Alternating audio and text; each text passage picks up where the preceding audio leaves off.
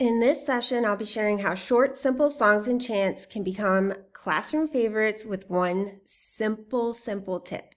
I've used this with toddlers all the way up to kindergarten, and you can use it anytime you're teaching a song or chant. Hi, I'm Jane, and I'm the music teacher behind Silly Music. So I've been teaching general music since 2009, and I currently teach early childhood music ages 2 through kindergarten. For me, early childhood is definitely my happy place. If coming up with pre-K and kindergarten lessons has you frazzled like it had me when I started teaching pre-K, this is a session for you. If you're new to teaching early childhood, I have a game changer of a tip that will save you when you need a backup plan. If you use the First Steps curriculum, so do I, and I've found ways to modify the toddler curriculum for a classroom setting. All right, let's get started. Into my third year of teaching early childhood, I realized something. So think back to last year's pre-K lessons and what questions had your kids jumping out of their skin to be able to answer? If you said any question that's about birthdays, siblings, pets, toys, vacations, basically any question about their lives, you are not alone. When you ask if someone has a dog, many students will shout out whether they have a dog, a cat, their cousin has 2 dogs, or grandma has a parakeet. They are so excited to tell you these things. Well, let's take that enthusiasm and make it the key to my trick that is going to sound so deceptively simple and unleash the power of short songs while getting to know our students a little better. Since most kids love sharing things about their interests and lives with the class, we can use this to our advantage by asking them to change something in the song. Just one word. That's it. That's the tip. The end. Well, you've probably already done this, and let me tell you, it has saved my lessons from derailing when I needed it most. So, let me get into some examples. My pre-K's favorite song is Frog in the Meadow. They almost always ask for it when I let them pick an activity. Frog in the meadow, can't get him out. Take a little stick and stir him about. That song is so short. Why do they like it? So here's how we get our reps in for the song. I'll ask, what else can we stir the frog with? And they shout out silly answers like garbage can, banana, race car. Just go around the room and repeat the song so everyone has a turn picking a new word. Frog in the meadow, can't get him out. Take a dump truck and stir him about. And they will laugh and think it's so funny. So if they don't want a turn, just skip them. A lot of times I'll let them call out so that there'll be like double, triples of answers so it won't take as long to sing everyone's stick. But if you want to stretch it out, you totally could. So the week after that, instead of asking for a new stick, you can say, who else is in the meadow? And a kid can pick a new word. Mommy's in the meadow. So easy, right? They freaking love this. For kindergarten and up, Down by the Bay is a favorite. After hearing this song and getting the echoing down, have each kindergartner take turns by saying the spoken part. It's fine if it doesn't rhyme. They're not going to go the rest of their lives not knowing how to rhyme because they said, did you ever see a cat wearing a bus down by the bay? It's okay. Just let it go. As you can imagine, this will take forever if you do this with each child. Maybe you need that extra time. I don't know if you had a rough week. But usually I'll just pick 3 kids to do it. And make sure you keep track of which kids did it because the other kids will get upset if they don't get a turn. This works for countless nursery rhymes and short songs. My kindergartners have already been swapping out words for a while, so when we started learning Jack be nimble, Jack be quick, Jack jump over the candlestick, they took it upon themselves to change the candlestick into their classmates' names. They just thought this was the funniest thing. Jack be nimble, Jack be quick, Jack jumped over the Quincy stick. Ah, ha, ha, Quincy stick. So they think it's so funny, and Quincy will be up next and can choose the next candlestick friend. Quincy be nimble, Quincy be quick, Quincy jumped over the Luis stick. All right, if you have some silly kids in the class, make sure you let them know we won't be using any potty words. So there will be like no Jack be nimble, Jack be quick, Jack jumped over the poo-poo stick or anything like that. So if you think that might be a problem, maybe you should say something first. Next, it's time to break out the Beat Buddies. So Beat Buddies, if you don't know, are just like Beanie Babies or little stuffed toys for children to bounce, rock, etc. to the beat. If you ask them, this is where you can really get some reps in of your song. If you ask them where you should bounce the buddies next, somebody will always say on your head. If you have a Beat Buddy and you say, where should we bounce our buddies next? I say babies with my toddlers, but you can say Beat Buddies. Where can we bounce our babies? And they'll say, on your head. So everyone takes their Beat Buddy and we'll say a rhyme like, cobbler, cobbler, mend my shoe, have it done by 2:30, tooraloo, raloo. And of course, since we're doing cobbler, cobbler, we can also bounce them on our feet, floor, wherever. And this is where you can also start changing names. Cheyenne, Cheyenne, mend my shoe, have it done by 2:30, tooraloo, raloo. And, you know, you'll have to slow it down for things like shoulders. If you don't have Beat Buddies, you can give them anything, like a bean bag or shaker egg, anything. You could give them nothing. You can give them an imaginary baby. Like, their imaginations are so strong, it really doesn't matter. Like, here's your Beat Buddy. Cobbler, cobbler, mend my shoe, have it done by 2:30, tooraloo, raloo. They can make a lot out of a little, as you know. So the ones in this picture, the Beat Buddies from this picture, are from the Dollar Tree, and they're sold in pairs, like Friends Forever, Me and You, and those come out around Valentine's Day. Another thing I like to do to save my voice is play a lullaby, and that's kind of like our down moment to breathe and just like relax, and they'll just rock their babies to the lullaby. I won't sing it because I have 12 classes of early childhood, and I just can't sing that whole period of time. So I'll just have them rock, and you can even have them lay down next to their Beat Buddy. Actually, I think I have a picture of a kid laying down with something. Hold on, let me pull it up. So I have the privilege of teaching one of my friend's kids, and on the last week of school, I just gave them glow sticks, and we listened to a really long lullaby, and they got to lay down with their little glow babies. I pretended like they were fish. Then I would play a song like the Goldfish Song by the Laurie Berkner Band, and that one starts with the kids already sleeping. So they'll sleep with their little fishies, quote unquote fishies. And then when the fishies wake up, I'll turn on the lights and the kids will swim around with their fish. Next, I have a 4-measure song, Ride, Charlie, Ride. Ride, Charlie, ride, ride that horsey ride. Ride, Charlie, ride, ride that horsey ride. And then I'll have the kids sitting up with their knees up, and I'll just have them ride on top of their knees as if it's a horse. Ride, Charlie, ride. Then you're going to say, where else are we going to bounce a baby? Where else is he going to ride? On your head. They're always going to say head, so get ready. If you want to mix it up, you don't have Beat Buddies, just clap your hands or do a motion. Ride, Charlie, ride. What other motion can we do? Blink your eyes. Ride, Charlie, ride, ride that horsey ride. That's hard. Okay. So any motion, nod your head, clap, rock back and forth. As you know, they'll come up with plenty of ideas. You can do more with this itty bitty song. You can repeat this short song a dozen times by substituting Charlie for a kid's name. Ride, Suzanne, ride, ride.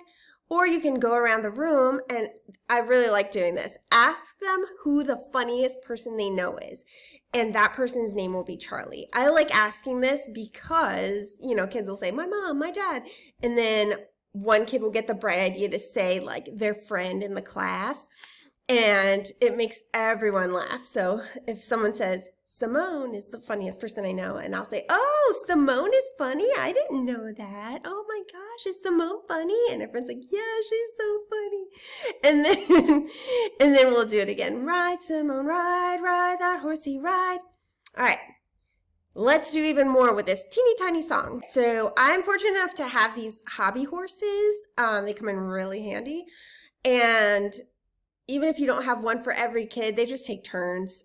And the song's so short, I just let them go for a couple of rounds and then they'll switch. If you don't have hobby horses, you can use pool noodles. I think Tracy King from the Bulletin Board Lady has a blog post of how to turn pool noodles into hobby horses, but I just use these regular pool noodles. Then you can sing the song and have like one kid ride. Ride, Simone, ride, ride that horsey ride. Then you can bump it up to adding like 2 or 3 kids. Ride, Valerie, ride, ride that horsey ride. Ride, Eddie, ride, ride that horsey ride. Ride, Irene, ride, ride that horsey ride. You get it. And eventually you'll be able to have the whole class go at the same time and ride in a circle safely. I also like to tap a wood block to the beat. Ride, ride, Charlie, ride, ride that horsey ride. And if they're pretty good at galloping, I'll do like a lilting rhythm. Ride, Charlie, ride, ride that horsey ride. And that one's fun. All right, so that's a song about horses. What if I'm not using a song about horses? So here's a short rhyme called Round About the Rose Bush. Round about the rose bush, 3 steps, 4 steps. All the boys and girls are sitting on the doorstep. I don't really get it. It's old. So I change the words all the time. So I'll do round about the rose bush, 1 step, 2 steps, 3 steps, 4 steps. All the little children are sitting on the doorstep. And I have the children crawl around this big old Lynn Kleiner gathering drum. And when I say the word doorstep, they all stand up and sit along the outer edge of the drum. So what if you don't have a giant Lynn Kleiner gathering drum? What could you do instead? Oh, musical chairs. So you could just set out some chairs in a circle and they can just walk around the chairs. I don't leave any chairs out. Everyone can have a seat. All right. If you want to extend this chant, for instance, if you're playing musical chairs, 1 step, 2 steps, 3 steps, 4 steps, 5 steps, 6 steps, 7 steps, blah, blah, blah, blah, blah. Doorstep! And then they hurry to a chair. Final thoughts, repetition, using the same song for however many weeks that you need to, totally okay when you're planning for pre-K and kindergarten. You'll be able to see their progress. They'll feel more confident each week that they do it. And don't force it. If they're listening, if they're looking, they're learning for sure. If they're contributing a word, if they're adding a movement, if they're using a manipulative, it's okay if they're not singing and doing everything that you want them to do. It's all progress. So one key point that Dr. Missy Strong made in the First Steps course that I took with her was how even if a child is sitting and listening, they're 100% still learning the song and probably singing it at home, which I found to be true. Parents will tell me, hey, what's that song about Mississippi? She keeps singing it. And I'm like, oh, I didn't know that. She's so quiet. So I don't ever force a kid to do anything. They're still so young, and sometimes they have trouble expressing what they're feeling or what's going on. For example, I had a student who would only participate in like 70% of the activities. He just kind of sat and watched and didn't look particularly happy. Didn't know what was going on. But the next year, he was amazing. He was just like doing everything. He was smiling. He was happy. And I told mom, and she let me know that he was diagnosed with like a serious health condition. And nobody had known that he had been suffering with all this pain last year and the year before that. And I guess once he finally got treatment, he's feeling so much better.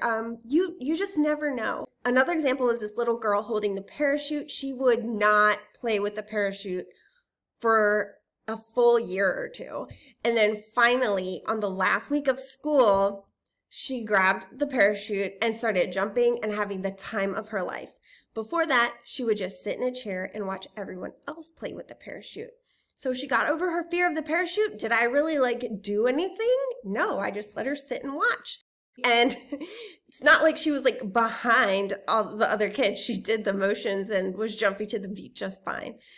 That being said, if one kid decides to sit out, oh, I'm tired, and they go sit down, and it has a domino effect, and like 90% of your class is going to like follow this one kid and sit down in a chair, do something super fun with the two kids that remain. Like pull out the glockenspiels, like puppets, make it so fun that they'll never want to sit out again. So that's worked for me.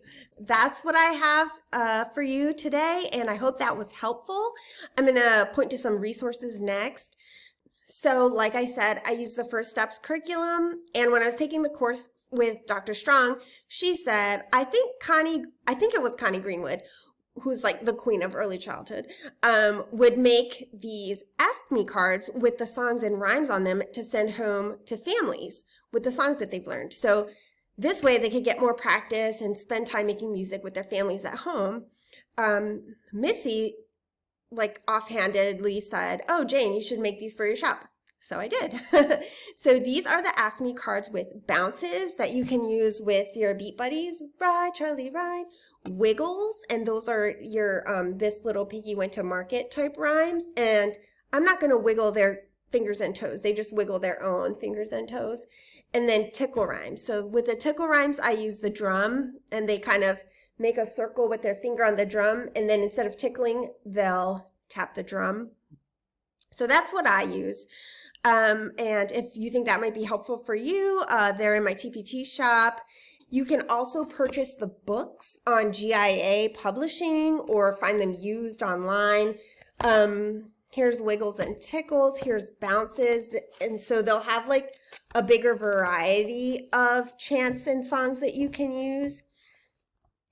Another one that's amazing for pre-K and kindergarten, and frankly all of the grades, is this movement exploration book that Missy highly recommended. And the activities kind of remind me of if you ever did like theater. They're kind of like drama warm-up activities. They love these, and they ask for them all the time. So that's a really fun one if you just like choose one and do it for like a month.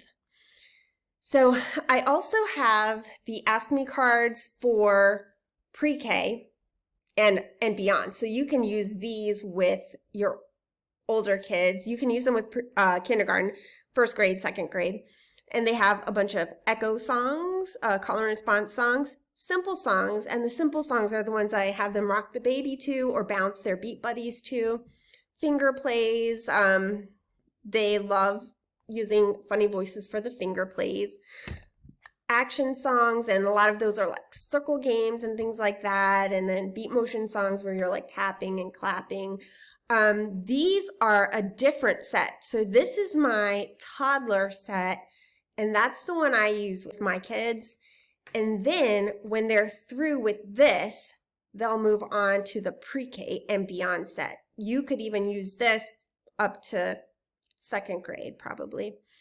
And some more early childhood resources if you need them.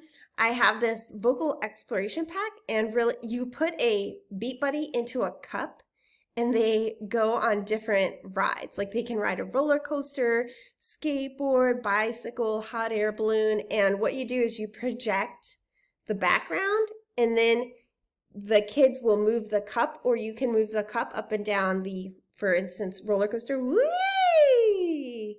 And they all love having a turn at this. You can get everyone in the class. Woo! Woo! You can do the whole class in like 2 minutes. So that's a fun one that you can use every day. Beth's music room classroom has activities that extend short songs, like Two Little Blackbirds. This one really focuses on dynamics, and she's planned it all out for you, a whole lesson about that. So that would be a good one if you just need something pre-planned and ready to go. Also, if you are into boom cards, Musical Interactions has a bunch of notation-based boom cards for songs and rhymes like BB, Bumblebee, Rain, Rain, Go Away, and things like that. Of course, there'll be plenty of nursery rhyme books you can find at the library and websites like allnurseryrhymes.com and Beth's music notes. Also, be sure to check out Sally Utley's session on musical stories if you haven't done that. I'll put links to the resources in the handouts and Connie Greenwood's Facebook group. She showcases a lot of activities on there that she uses with her younger kids. I'll also link to Missy Strong's podcast with tips for teaching. And don't forget to check out the Music Crew virtual conference booth. There'll be a lot of deals going on, a lot of stores on sale. My whole store will be 20% off, even bundles. You can find me everywhere at Silio Music and siliomusic.com. And there's another Instagram account that I really like. It's Home Sweet Music Home. I'll put this in the handout too. I just thought of this. She shows how she incorporates books and movement activities. And every week you can get a new movement activity from her Instagram account. I think it's called like Shake It Sundays or something. So it'll have you ready for Monday when they walk through the door if you need just like one more idea. And throughout the year, I usually post on my Instagram as well something that we do like an entrance activity or something simple. So thanks so much for watching, and please check out the other sessions.